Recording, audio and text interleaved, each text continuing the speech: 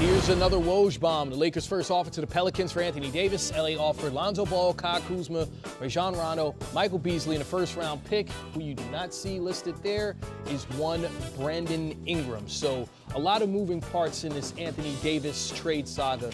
But the number one question, is the deal going to get done before the trade deadline at 3 o'clock on Thursday? Because you heard Anthony Davis say sooner rather than later is what he'd prefer. Well, it's all based upon what are you willing to offer if you're the Lakers. And Magic put out something that didn't get a bite. And I think that, going forward, they're going to ask or require, everything is safe outside LeBron James. That's clear. So they're going to require Zubac. They're going to want Kuzma. They're going to want Ingram. They're going to want possibly another pick.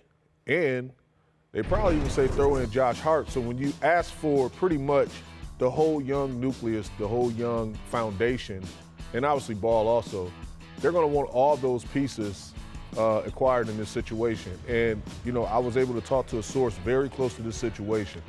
And the word was, if it's anyone besides the Los Angeles Lakers, you have to understand that it will be a rental situation. It will not be like Paul George's situation where, you may hope that he's going to buy into the culture and then you're able to sign him in free agency. It's not going to happen. So just to make sure we understand this correct, you're saying that a source says that no matter where Anthony Davis is traded, the Los Angeles Lakers, that's the long-term destination. That is his long-term destination. And, I quote, you can drive the Ferrari, but you cannot keep it. Oof. It will be a lease, not a own. Oof. Well, in that case, Rex, what's a fair trade for Anthony Davis? Because, again, Brandon Ingram is apparently the guy that wasn't included in that. We saw when Chris Paul got traded to Houston, 7 players and a draft pick. So this is not territory we haven't been in before. I think Magic offered Rob Pelinka today also. It almost sounded like the Clippers situation when Doc Rivers was involved in the trade. Right. You know what I mean? To get him over there. I think for the Lakers, obviously, they want to get it done. Watching Anthony, University of Kentucky, watching Anthony Davis just then, I don't know that I can remember a great player in a long while that has been more ready to get up out of where he is. He's ready to go. You can see it in every answer he gives. And look, I follow him, obviously.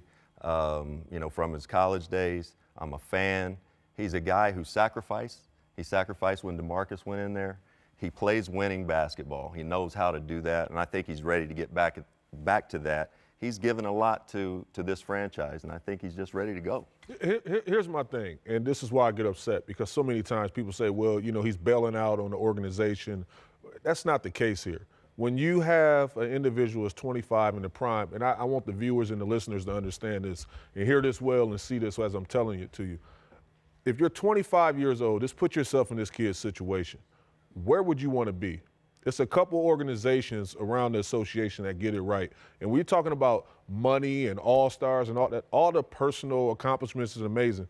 But you're talking about winning now. Lakers, Miami, Detroit, Mavs, Spurs, Warriors, Bulls. These are the teams that won championships in the more recent future, in the recent past, and he want to submit his legacy going forward. Preach tough, Juice. And certainly to back that up, Anthony Davis, by requesting this trade, apparently is going to leave $80 million on the table. So clearly legacy more important than money for Anthony Davis in this situation.